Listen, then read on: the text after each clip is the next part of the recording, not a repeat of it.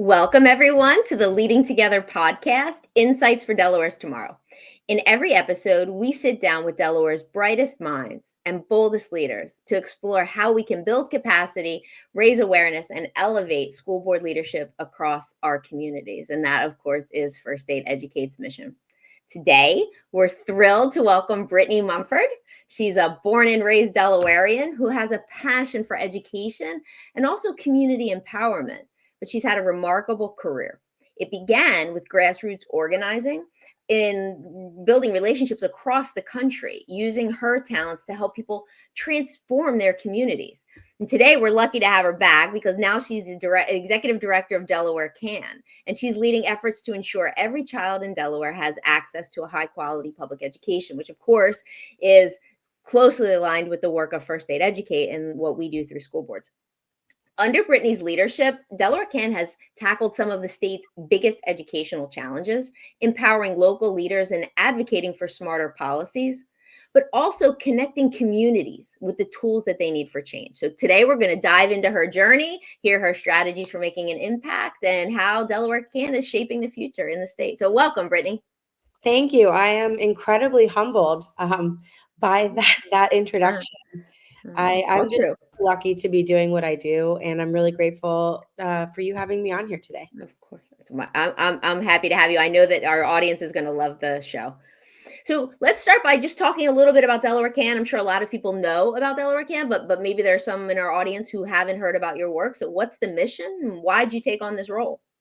So the mission of DelawareCAN is very simple. It is to enact policies that positively impact student outcomes. Full stop, right? That is the only reason we are here.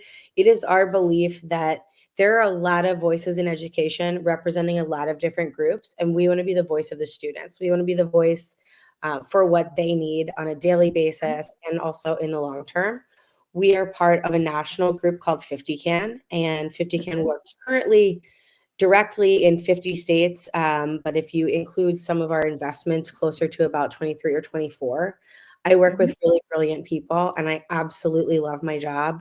Brilliant people at the national level, brilliant people at the state level, Julia included. And our work specifically focuses on legislative policies at the state level, which is a little different from some of the other education advocacy groups. We don't do any national policy work, and we do a little bit of school board work, but we're really legislatively focused. That's kind of the niche that Delaware Kids Can finds ourselves in. Yeah. So that I think that's a helpful distinction. But I do see a strategic benefit of an organization that's here locally that's connected to a national organization because you're able to bring all of that and all of those resources and all of that knowledge to Delaware. Yeah, I absolutely agree. I tell folks that all the time. While we have a Delaware focus, we have a lot of relationships with national education experts. So we have access to what's working in other states. What states have similar demographics to Delaware? What policies are already proven that we can then bring and employ here to help our students? We're not just working in a tiny little bubble. Yeah, that's great. So it's important, right? Because education today, and I'm sure you saw that the report card that came out on COVID learning loss, but public education in Delaware is facing some significant challenges. So what do you think are some of the biggest hurdles and the way that we get over them? Certainly. So I think just to go back to the report that you brought up, Stanford and Harvard have teamed up to each year they now submit, I'm going to get the exact name wrong because I had it, the Education Recovery Scorecard.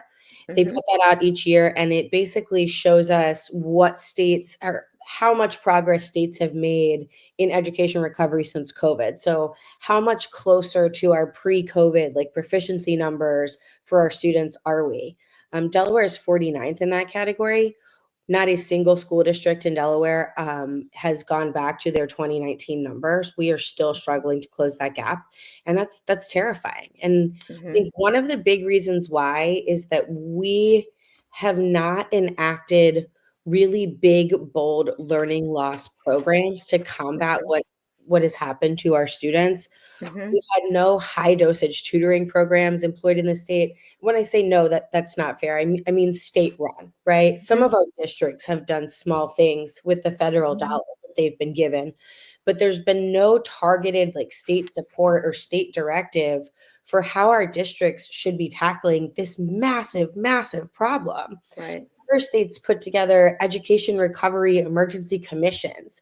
We Mhm. haven't done that. So, in addition to not immediately focusing on bold changes and bold interventions for COVID learning loss, we've also seen a slide just in general outside of COVID for Delaware education. And we haven't seen a lot of bold intervention in those areas either.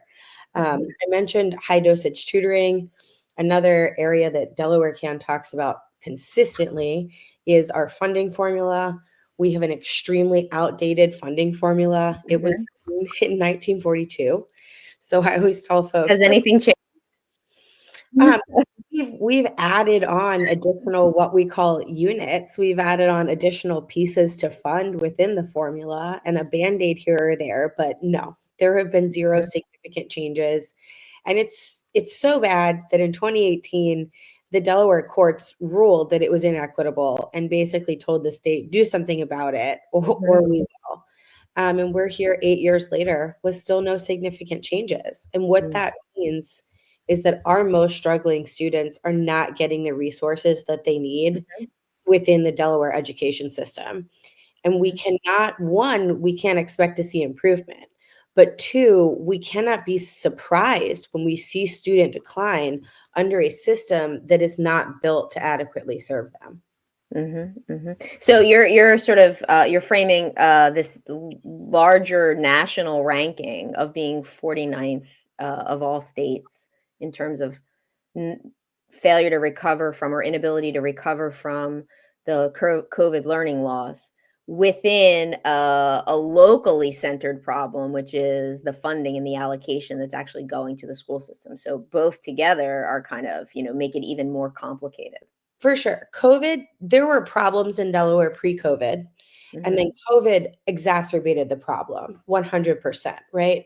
But one of the things that happened during COVID was that our economically disadvantaged students, our spec ed students, our multi-language learners, those students saw the most learning loss. They took the biggest hit Hmm. because they were Yeah. the ones who were not prepared for virtual learning at Yeah. home. They didn't have Yeah. the supports that they were getting within the school. They didn't have at home. So it hit those folks a little bit harder, and we've Sure. then seen the gap that already existed just continue to widen even more. Yeah, that gap I think is important too, and DelawareCAN does a lot of work with data, and you have you're building out new solutions to have people really understand the data, and the state has a report card. But one concern that I have is that when we look at the numbers, it says 4 out of 10 on average, right, between grades 3 and 8 can read on grade level. But that actually hides the performance of subgroups of students, the ones that you were just mentioning, because in some instances it's 1 out of 10, Yeah, or 2 out of 10. So I would agree that different subgroups have been differentially impacted, and without adequate supports, it's hard to expect that the children themselves would be able to do something to perform differently without the yeah, support. absolutely. And I think I don't want to say we hide that data, but our state does not do a great Yeah. job at getting that data out to families, to parents, to even Mhm. teachers in ways that is really understandable to them. I mean, Mhm. a downloadable data set of a million different cells. Yeah. You and I do this It for a living, and it's hard for us to understand. right. It's So, funny. It happened to me actually this morning. I wanted to look at enrollment numbers, and you have to query the data from the I mean, I appreciate that there's a data warehouse, right, that we can get the but it's so much that Excel is unable to receive the entirety of the file, right, which creates a new level of complexity for figuring out what actually happened. Yeah. it's wild. So, I mean, imagine you're a mom of two who's working and trying to get kids to soccer practice and do 10 million other things. And they're Right. like, oh, yep, this is how you find out how your school's doing. Yeah. Yeah. I couldn't Yeah. imagine. Yeah. So speaking of, in all of this context, what are your legislative priorities this year? What are you working on? So one is actually around data transparency. So Okay. I'm Mhm. nice that you asked that, or nice that you asked that. One is asking the state to require proficiency data on the Delaware school report cards to be available on the main page of the Delaware Department of Education website. To be fair, the Department of Education has already done that. That is really fantastic. We just want to ensure that it keeps happening, right? And partnered with that, as far as transparency goes, there's a bill. I want to say it'll be introduced in the next 2 weeks. It's kind of a holdover from the last 2 years that would require schools with single-digit proficiency ratings to write improvement plans that are public-facing in partnership with the Department of Education. Our accountability system in Delaware is really lacking. Schools do have to do some sort of improvement plan creation with the department as of right now. However, it is not public facing in any way, and the schools don't receive really significant supports from the state in order to write that plan. So we would like them to receive funding from the state to do a root cause study, and then in partnership with the state, write an improvement plan. Because this is not intended to be punitive, right? We want it to be something that the district or the school can really work on and build on that actually does improve these schools. Because unfortunately, some of our single digit proficiency schools have been there for 10, 12, Years. 15 years. Yeah. And that's a little bit wild. Yeah. To the pieces that we already mentioned, we're hoping to pass a high dosage tutoring state-sponsored program using some of the already existing interventions for early literacy that will take students who do not do well on those early literacy exams and provide that additional support through what we call high dosage tutoring, which is instructor-led. It's multiple times a week, and it's small groups of students. It's been super effective across the country for learning loss. So let's use it for our struggling K through third graders. Sure. Yeah, that's great. Okay, so 3 big priorities, and and tell me if I'm not, if I'm hearing this incorrectly, but it feels like a lot of this is kind of focused on the student and on the community, on supporting families and learners. Yes, 100%. Those are sort of our guiding principles, right? There's a lot floating around in the education policy world, in the education world in general. There's a lot of hot button issues. We do not touch things that do not directly impact student outcomes or family empowerment. Yeah. So those are our only goals. Yeah, and so that sort of brings us to our second part of this interview, which I wanted to I wanted to share with the audience is the long history you have with grassroots organizing and community engagement, and I really feel like that's a strength that you're bringing to the work you're doing now because you're all of this is in service of students and families. So, what have you found to be the most effective ways to engage community members and make them all feel part of the work? I think one of the important things that we do is we meet people where they're at. I know we hear that phrase a lot, right? But for me, I'm literally just talking about like time and availability. A lot of times we ask parents to engage in ways that just do not work for parents, right? Sure. A 2 p.m. meeting in the middle of the workday is not generally going to work for a lot of folks. So to be fair, I'm really lucky in that this is my day job and I can meet people where they're at. I know that teachers don't always have that luxury because they have their own children and other things that they're dealing with as well. But that's helped make us accessible. If I can meet someone for coffee at 7 p.m. on a Tuesday instead of, at 7 o'clock in the morning, that makes us more accessible. So we're able to have those conversations.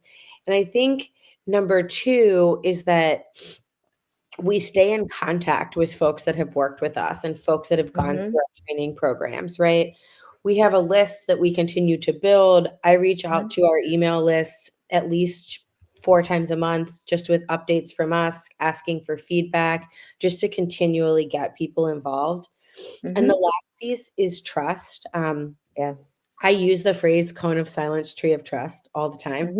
I want parents to know, families to know that when they're expressing concerns, excuse me, or difficulties to us, that's where it stops, right? I might take those concerns to the legislature, but unless you want to be publicly attached to whatever you have told to me, you're not going to be. So making sure that we're for lack of a better phrase, a safe space. Yeah, yeah. But I think that's really important. It's really important because, you can be there's people have reactions to the things that people say and share. And so let's talk a little. You have this program, this EPIC program. I'm not sure if everyone knows about that, where you do the training for family members. So Epic is phenomenal. Epic is a transition from, we used to run the fire training, which Uh-huh. was sort of in-state led by myself. Uh-huh. And now Epic is actually, it is run through our national team Mhm. by my colleague, Stephen Quinn. Stephen is the most brilliant grassroots organizer that I have ever met Is with, that the guy from Georgia? yes, Yeah, yes. yeah, he's phenomenal. Yep, Mhm. and he has a deep passion for education and just for family Yeah. empowerment in general. So the way that Epic runs, I wanna say that it is 10 weeks, 6 weeks long, 6 weeks long, Mhm. and s- parents or family members from all of the 50 can states get to participate in this, and Stephen Mhm. runs it. It's a training program Mhm. basically on how to talk about education and how to engage stakeholders and decision makers around Mhm. your education concerns. And what I really love about it, I loved it when I ran it too, but what I love about Epic even more is that because we have the parents in so many different states, we have folks in really different demographics and geographical areas that are getting to bounce ideas off of each other and Mhm. learn from each other. And that's just super cool. Yeah. It's the only training that I'm aware of that's exactly like that outside of maybe the National Parents Union, which is Mhm. in and of On a itself a different totally level. different animal. Yeah. Mhm. So I think that's really neat. And then Stephen puts us in contact with those parents. We get to talk to them as they go through the training, et cetera, and they get to be engaged on the ground in their states. Yeah. It's really fun. That's fabulous. Yeah, well, First Aid Educate's building out an ambassador program in this in sort of similar design, similar concept, but the work is a little bit different. Where we have our school board consultants in each of the counties, and then they would have a team that's constituted of representation from each of the districts in that county. Oh, I And love so it's a way of sort of sourcing, right? And you really, what we believe in, I think you share this, is that it's best to situate those closest to the problem with the capacity to offer a solution, right? The solution isn't going to come from someone who's disconnected to that reality. And really, we're trying to give voice and platform to people who know what's going on and what they need. Yeah, 100%. We talk about that a lot, and it's funny because I do spend so much time in Dover, Hmm. but how we also feel that too many education decisions are made by people that Yeah. sit in Dover, Delaware that have never been to some of Right. these schools. And I love all of those people, legislators, I love you, but Hmm. the decisions that are most affecting our students need to be made by teachers, by paras, by Yeah. administrators, by the folks that are Hmm. spending time with them on a daily basis. Yeah, yeah. So, speaking about like sort of this collecting input from everyone, which I fully support, right? And we all have a role to play in moving Delaware forward, right? Every person who lives in the state can make a contribution to public education getting stronger and student outcomes improving. I know that you recently did a survey, a statewide survey on the educational landscape, and I'm wondering if maybe there's some of those findings that you'd like to share with the audience that kind of speak to this importance of kind of how are the people served by the system seeing the system. Definitely. So what I really loved about that survey is that it was based on how do you feel about education Hmm. in your state, right? It wasn't, do you have access to this program or what did you do last year? It Right. was, how do you feel about the education system? So the questions were asked in a really different way. And the number one thing that stood out to me that was kind of crazy is the disparity between high and low income families that felt like they had a choice in their students' education, right? Okay. Do you have a choice?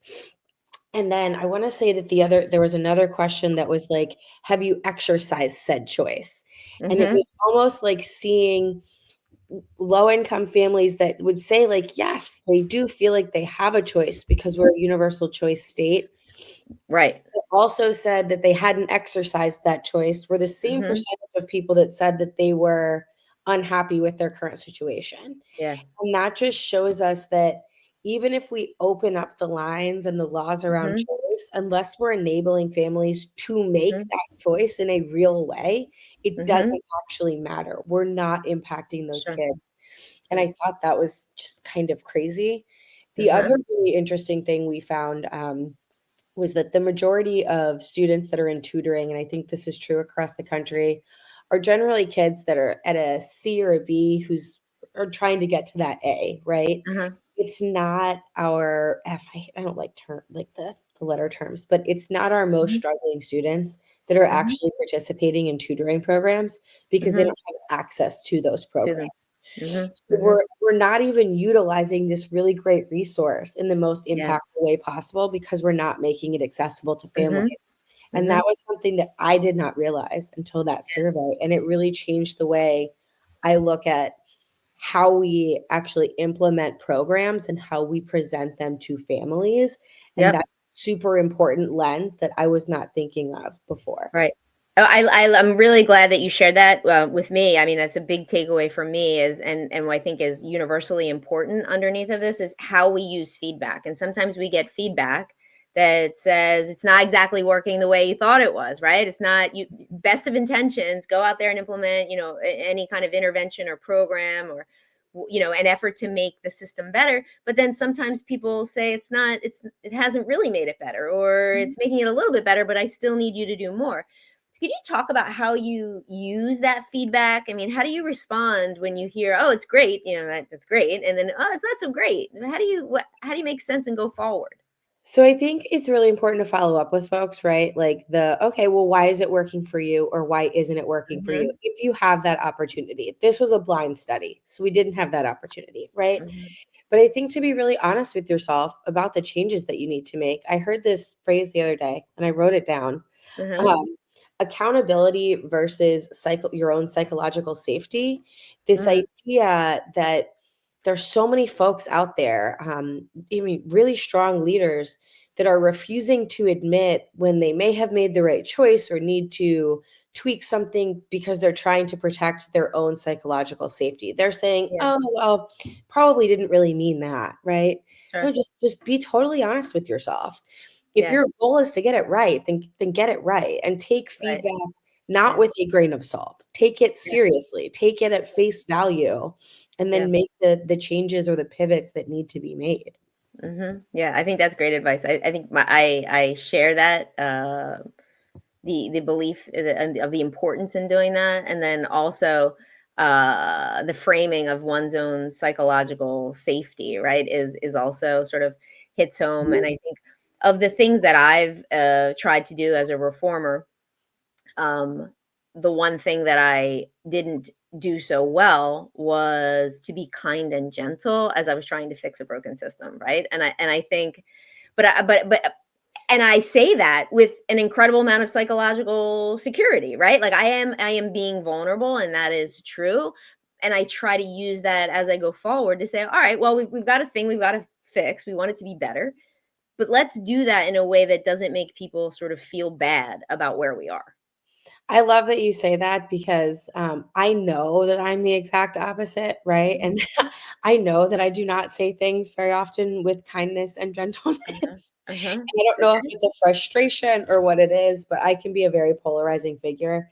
I hope that that comes across as passion more than it does Yeah. anger. Mhm. But it's the decision makers that Yeah. my passion is generally Yeah. directed at because Yeah. I'm not here for the apathy anymore. Yeah. No, and that brings us to our third segment, because I do want the board to know what your experience was. First aid educate's solely focused on school board capacity building, right? And you stood up, raised your hand, went out there and said, I recognize the challenge. I want to be part of the solution. So, what was it like when you went to run, and did you feel ready for it? What'd you learn? So I think I definitely felt ready for it. I've been campaigning my entire life for other people. It's Mhm. a lot more fun when you do it for yourself because then when folks Okay. ask you questions at the door, you automatically know the answers. Uh-huh. That was great. I decided to run because I felt like it was time for a change. The person that was serving in our district had been serving for 16 years. Wonderful man. As upset as I am that I lost, I'm not upset that Norm won. I think that Norm is great. I think it was just time for a fresh mind. Mm-hmm. But I felt like, my experience would be well served on the board. It's something I'm Mm-hmm. super passionate about. And I have a 2-year-old that is going to be entering the public school system in a few years. Mm-hmm. And I want to be sure it's a public school system I want him entering Yeah. Right. Right. before he does so. Uh, I think the biggest thing that I learned was to not be so defensive, because Mm-hmm. there were some things thrown my way that I would say were either inaccurate or unfair. And Mm-hmm. instead of just focusing on why I was running and the policy changes I wanted to make, I felt the need Mm-hmm. to defend myself. And Okay. I just thrown some fuel on the fire that didn't need to be a fire. So Okay. lesson learned. Yeah, great. Okay. And so through that experience and understanding sort of how boards work, what role does sort of partnership play and how boards can partner with organizations like DelawareCAN, like First Aid Educate? Kind of how what do you see as the answer in terms of us working together to solve the problem in front of us? So I think it's important that we all kind of know our niche, right? Like Hmm. we do a lot of Delaware Kids Can does a lot of the legislative policy work, whereas First Aid Educate has been able to fill a huge gap in candidate recruitment. Running for school board was not something that a lot of people were thinking about. We had seen almost virtually no turnover on our school boards Yeah. until FSE started doing this work a few years ago. And now not only are we seeing turnover, but we're seeing turnover with strong candidates, because you Hmm. saw a need and you were able to plug in and fill that need. Yeah. I don't do as much of that work. Number one, because I really enjoy spending time at Legislative Hall and just but because folks have been able to recognize their strengths within this Hmm. Ed Reform Coalition in Delaware and really fill those necessary roles. And that's when you're going to see success. If we're all doing the exact same thing to reach the same goal, we're going to fail.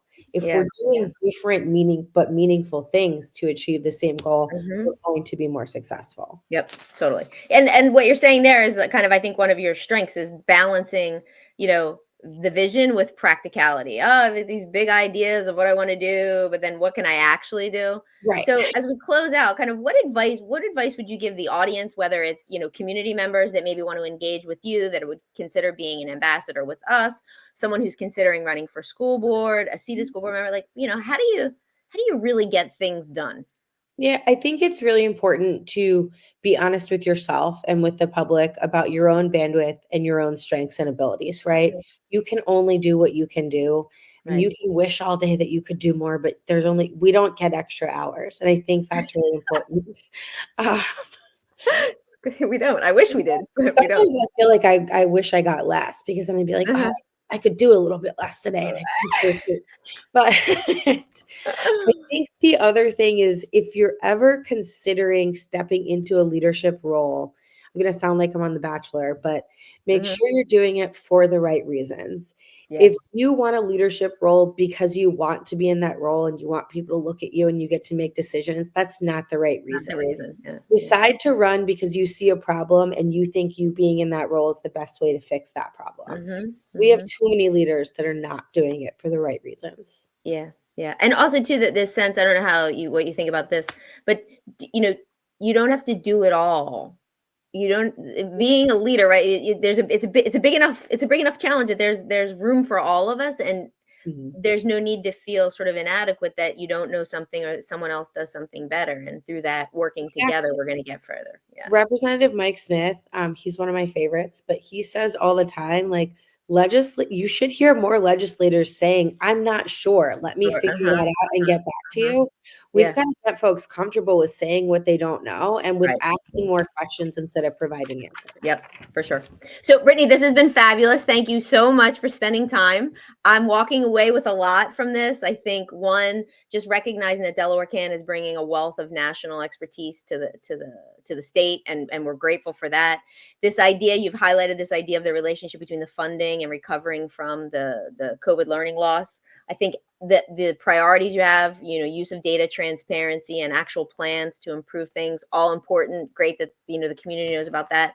But really, what I'm so happy to be a collaborator and a partner and a colleague with you is that there is a sense of a shared mission and a shared vision and a commitment to the work and a mutual respect around the partnerships and the role that we can all play. So thank you for your dedication to Delaware students and their families. It's truly inspiring, and I appreciate you being here with us today. Oh, thank you so much for having me. It was absolutely a pleasure.